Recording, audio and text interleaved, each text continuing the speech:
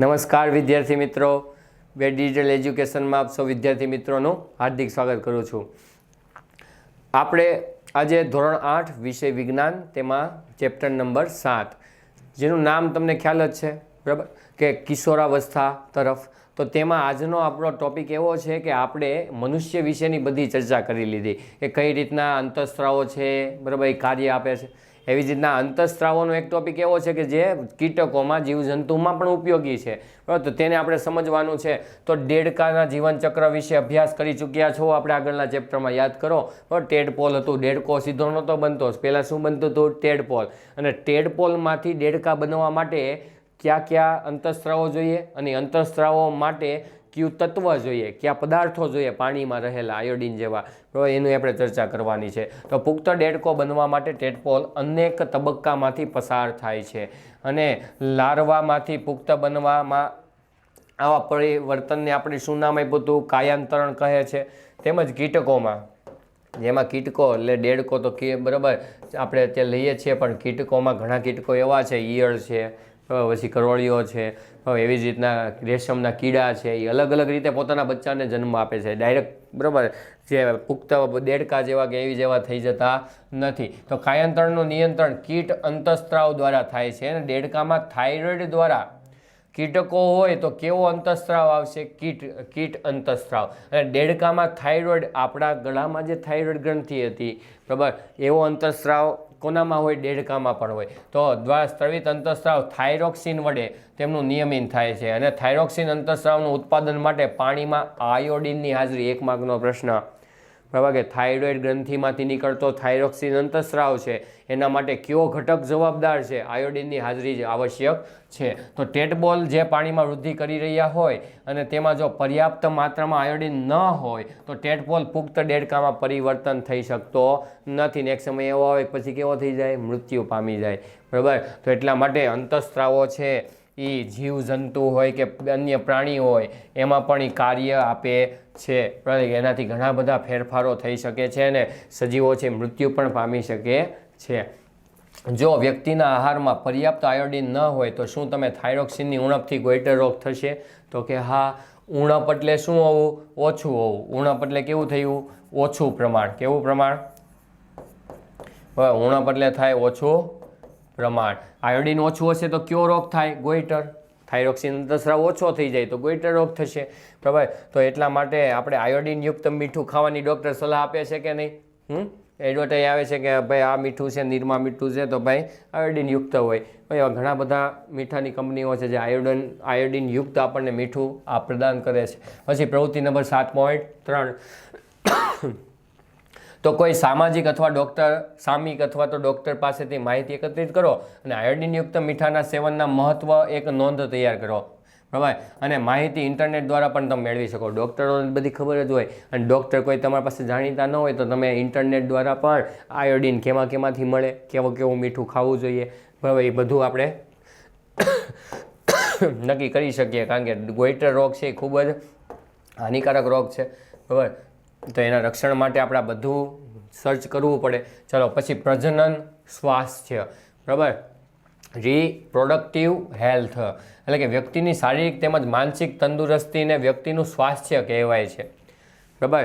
એટલે કેવી કીધી? જો વ્યક્તિની શારીરિક અને માનસિક, શરીર અને મન, બરાબર, એ બંનેની તંદુરસ્તી હોવી જરૂરી છે. હવે શરીર સ્વસ્થ હોય પણ મન સારું ક્યાંય શાંત જ ન રહેતું હોય એ કાંઈ તંદુરસ્ત વ્યક્તિ સ્વાસ્થ્ય સારું કહેવાય નહીં.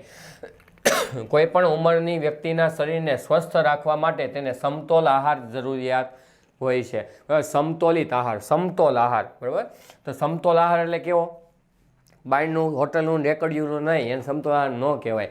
આપણા ઘરે મમ્મી દ્વારા જે બનેલો ખોરાક છે ને એના જેવો બીજો કોઈ સમતોલ આહાર છે જ નહીં, બરાબર. એટલે કે દૂધ છે ને, દૂધ, એ સમતોલ આહાર કહેવાય. કારણ કે એમાં દરેક પ્રકારના તમને ઘટકો મળે, બરાબર. તો વ્યક્તિએ પોતાની વ્યક્તિગત સ્વચ્છતા પણ ધ્યાન રાખવું જોઈએ, તેમજ પર્યાપ્ત શારીરિક કસરત પણ કરવી જોઈએ. તંદુરસ્ત રહેવું છે, તમે તરુણાવસ્થામાં છો તો સમતોલ આહાર તો લેવો જ પડશે શારીરિક અને માનસિક તંદુરસ્તી માટે.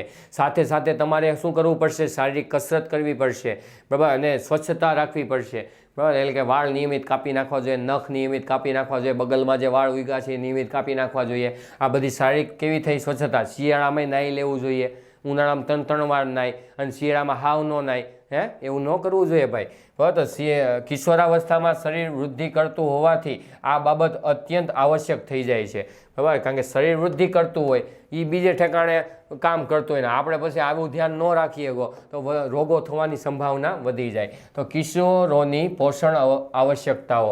બરાબર. આ કિશોરો જે છે, તરુણાવસ્થા જે છે, કિશોરાવસ્થા છે, બરાબર, કે 9 થી તે 18 વર્ષની ઉંમર અથવા 11 થી 18 વર્ષની ઉંમર, તેમાં કેવા કેવા પોષક દ્રવ્યો તમારે મેળવવા જોઈએ, કેવા કેવા ખોરાકમાંથી મળશે, એ બધું હવે સમજવાનું છે.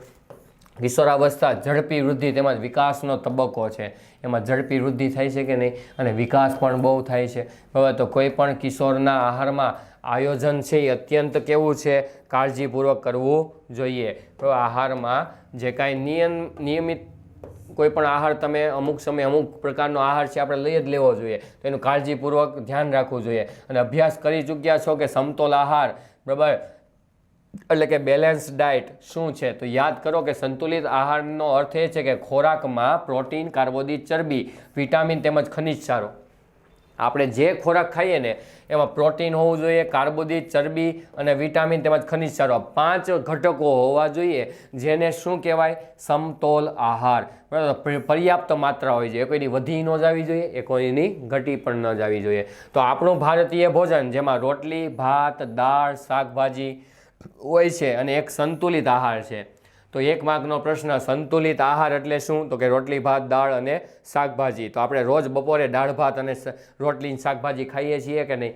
તો આપણો કેવો આહાર થઈ ગયો? સમતોલ આહાર. તો પીઝા, બર્ગર, બરાબર, સેન્ડવિચ, પકોડા એવું કાંઈ ખાવાની જરૂર નથી. બરાબર. તો દૂધ પોતે જ એક સંતુલિત આહાર છે અને ફળ પણ પોષણ આપે છે. દૂધ છે એને કીધું હતું ને હમણાં મેં તમને કે દૂધ છે એ કેવો છે? સંતુલિત આહાર છે. અને ફળ છે આપણને અલગ પ્રકારના વિટામિન આપે છે, એક પોષણ પૂરું પાડે છે. તો શિશુઓ માટે માતાનું દૂધ તેઓને જરૂરી પોષણ પૂરું પાડે, કારણ કે દૂધમાં બધું આવી જાય. તો માતાનું દૂધ, તમને એમ થાય નાનું બાળક હોય એને આવું કાંઈ નથી ખવડાવતા આપણે આ બધું, તો એને પોષણ મળે, કારણ કે માતાએ તો ખાધું ના બધું, એનું દૂધ થયું અને એનું પોષણ પૂરું પાડ્યું. તો એટલા માટે આ બાળકને પણ પોષણ પૂરું પાડશે, કારણ કે બાળક છે એ ધીમે ધીમે વિકસિત થતું હોય, વૃદ્ધિને પામતું હોય. તો લોહ તત્વ એટલે કે આયર્ન હોય ને, કે જે લોખંડ હોય ને, લોખંડ, Fe નામનું જે આપણે સંજ્ઞા આવે, એટલે કે લોહ તત્વ, તો રુધિરનું નિર્માણ કરે છે. આ લોહ તત્વને કારણે શું બનશે? રુધિર બનશે. લોહી બનવા માટે, બરાબર, આયર્ન એટલે કે લોહ તત્વ ખૂબ જ આવશ્યક છે. એ કેમાંથી મળે? તો લોહીથી ભરપૂર ખોરાક જેવા કે લીલા પાંદડાવાળા શાકભાજી, એટલે પાલક હોય, તાંજળીઓ હોય, બરાબર, એ બધા લીલા પાંદડાવાળા શાકભાજી કહેવાય. બરાબર. પછી ગોળ, માંસ, બરાબર, ગોળ, માંસ નથી ખાતા આપણે, બરાબર ને? તો સંતરા, આમળા,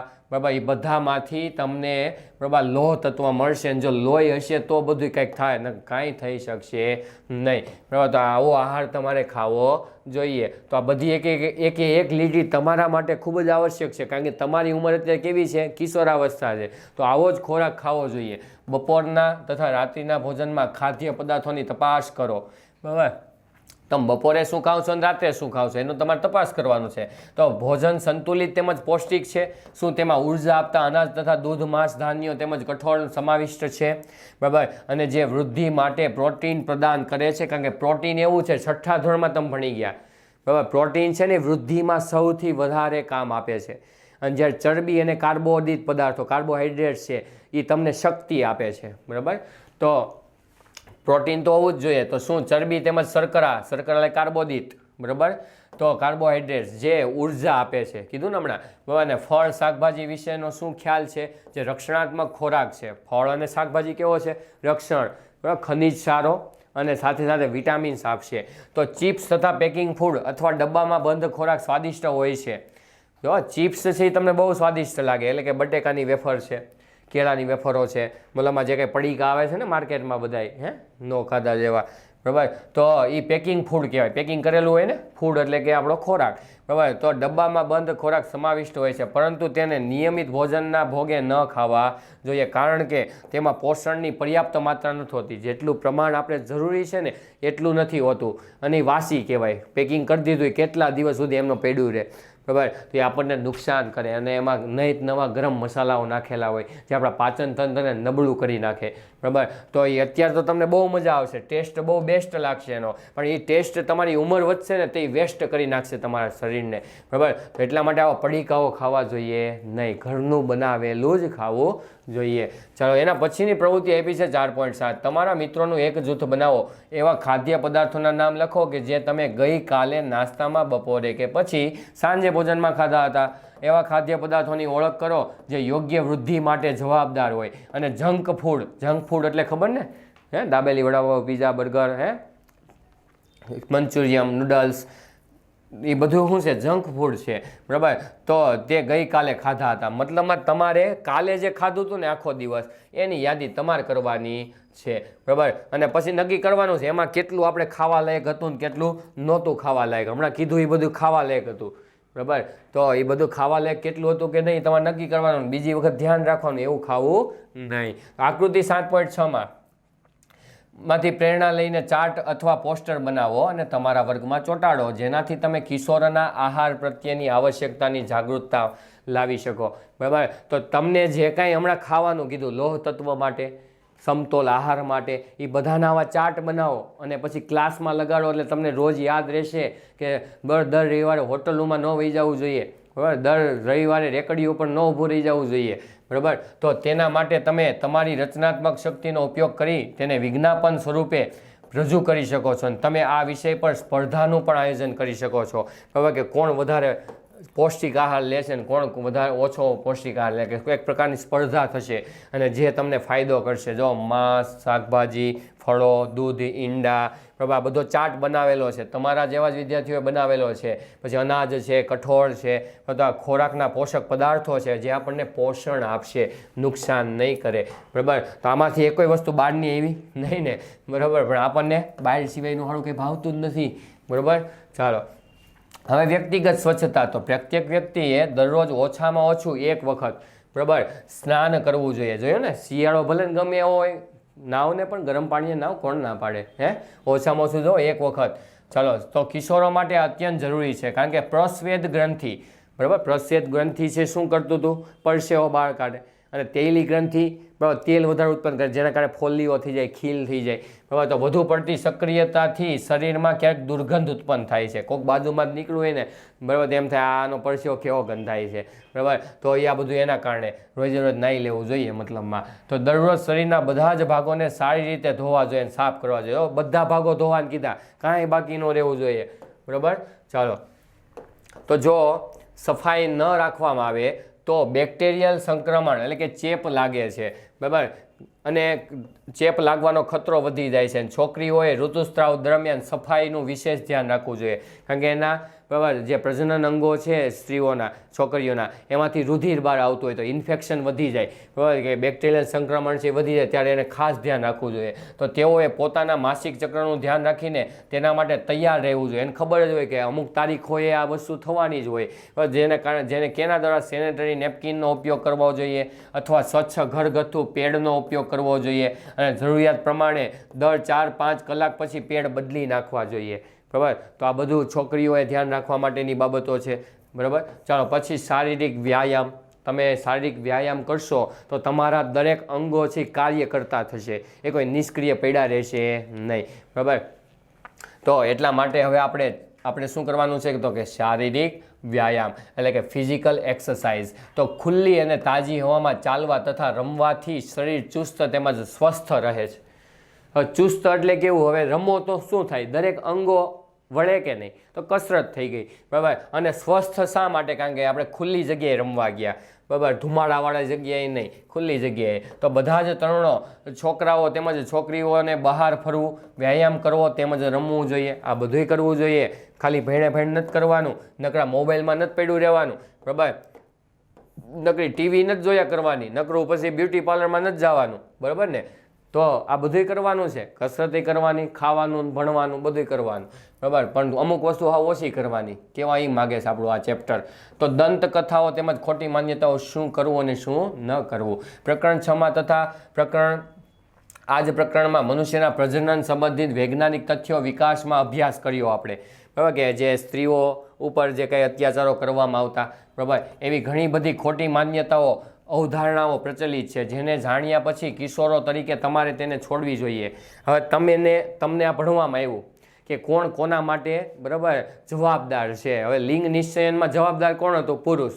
તો એ દોષી કોને માનવામાં આવતું પહેલાના જમાનામાં? સ્ત્રીઓને. હવે આ સ્ત્રીઓ છે, બરાબર, એ જે એક પ્રકારની શારીરિક પ્રક્રિયા છે. તમને શરદી થાય તો કેમ નાકમાંથી પાણી પડવા લાગે, બરાબર, છીંક આવે તો કેમ મોઢામાંથી થૂક નીકળી જાય? આ બધી શારીરિક ક્રિયા છે. તો આ ઋતુસ્ત્રાવ છે સ્ત્રીઓમાં, એ એક શારીરિક ક્રિયા છે. એને આપણે, બરાબર, માન્યતાઓ માનવી લેવી જોઈએ નહીં. તો ઉદાહરણ તરીકે કિશોરો શારીરિક પરિવર્તન સંબંધિત દંતકથાઓ તેમજ ખોટી માન્યતાઓ અનુભવે છે. તેમાંથી કેટલીક નીચે આપવામાં આવેલી છે. હવે દલીલ કરી શકો છો કે શા માટે આ દંતકથાઓ અથવા ખોટી માન્યતાઓને હકીકતો નથી. આ બધી ખોટી માન્યતાઓ છે. દંતકથા એટલે કે કોઈ બનાવેલી હોય, એને સાચી માની લેવાય નહીં, બરાબર.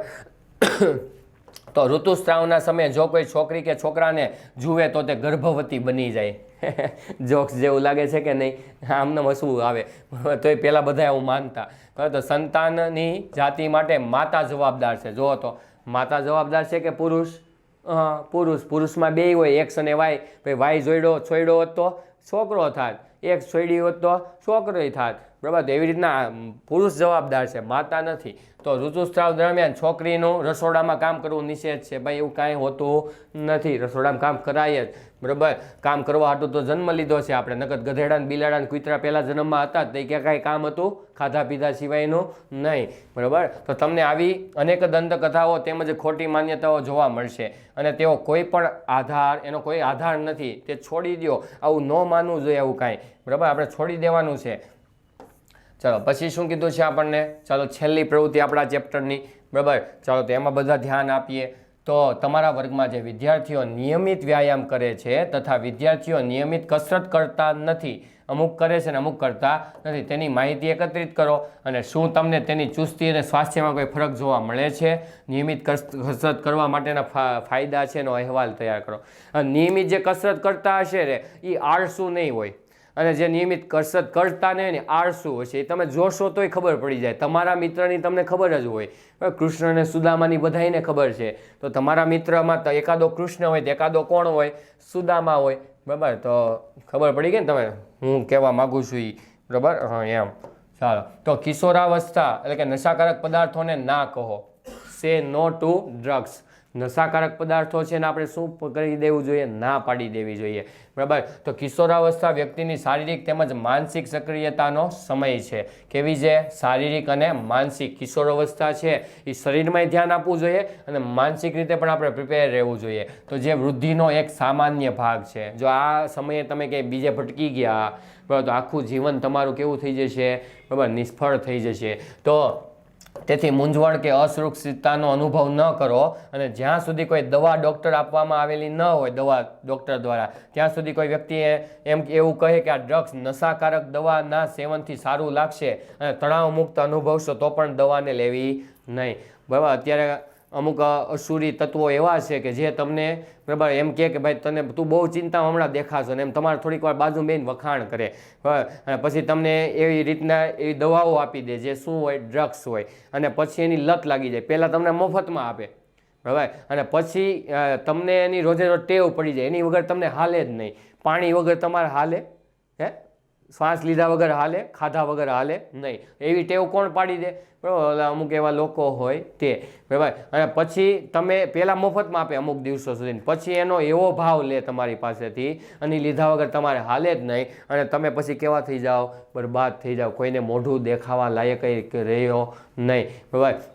તો એટલા માટે આ ડ્રગ્સ નશાકારક પદાર્થ છે, કારણ કે ટેવ પડી જાય. નશો પછી છૂટવામાં થોડુંક વધારે મોંઘું પડી જાય. તો તમે તેનું સેવન એકવાર કરો છો તો તમને સતત લેવાની ઈચ્છા થાય છે અને તે લાંબા સમયગાળે શરીરને નુકસાન પહોંચાડે છે, જે સ્વાસ્થ્ય તેમજ ખુશી બંનેને બરબાદ કરી દે. આપણું શરીર છે એ તો સાવ છે એ, બરાબર, બીમાર જ પડી જવાનું, પણ ખુશી એટલે કે આપણા ઘરમાં, બરાબર, આવા નશાકારક તત્વો તમે પીને જાઓ, બરાબર, તો તમને ખાઈને જાઓ તો તમને પછી તમારે માતા પિતા છે પહેલાં જેવી રીતના જોતા હોય એવી દ્રષ્ટિએ તમને જોઈ શકે નહીં, બરાબર. તો તમારી જે ખુશી છે એ પણ કેવી થઈ જાય? બરબાદ થઈ જાય. તો તમે એડ્સના વિશે ચોક્કસ સાંભળ્યું હશે, એડ્સ છે વાયરસ દ્વારા ફેલાતો રોગ છે, બરાબર, જે HIV નામના ખતરનાક વાયરસ દ્વારા થાય છે. અને આ વાયરસ એક રોગગ્રસ્ત વ્યક્તિથી સ્વસ્થ વ્યક્તિમાં દવા માટે વપરાતી સિરિંજ દ્વારા સંક્રમિત થઈ શકે છે.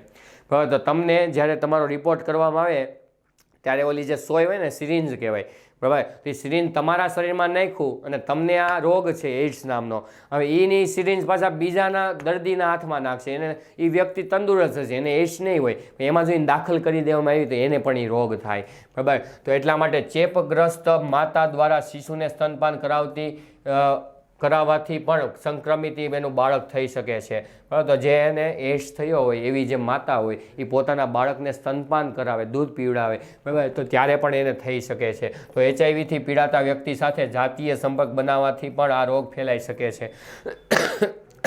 એટલે કે સ્ત્રી કે પુરુષને એડ્સ થયો હોય, એની સાથે કોઈ અન્ય સ્ત્રી કે અન્ય પુરુષ છે, બરાબર, એ પ્રજનન કરે, જાતીય સંબંધ બનાવે, એના કારણે પણ શું થઈ શકે છે, બરાબર, કે આ એડ્સ નામનો રોગ થઈ શકે છે. અને આની હજી કોઈ પણ પ્રકારની દવા બની નથી, આનો ઈલાજ હજી ક્યાંય થયો નથી. તો કિશોરી દ્વારા ગર્ભધારણ, બરાબર, એટલે કે તમે ચોક્કસપણે જાણતા હશો કે આપણા દેશમાં લગ્નની ગેરકાયદેસર ઉંમર છોકરીઓ માટે 18 વર્ષ ગણવામાં આવે છે અને છોકરાઓ માટે 21 વર્ષની ગણવામાં આવે છે, બરાબર.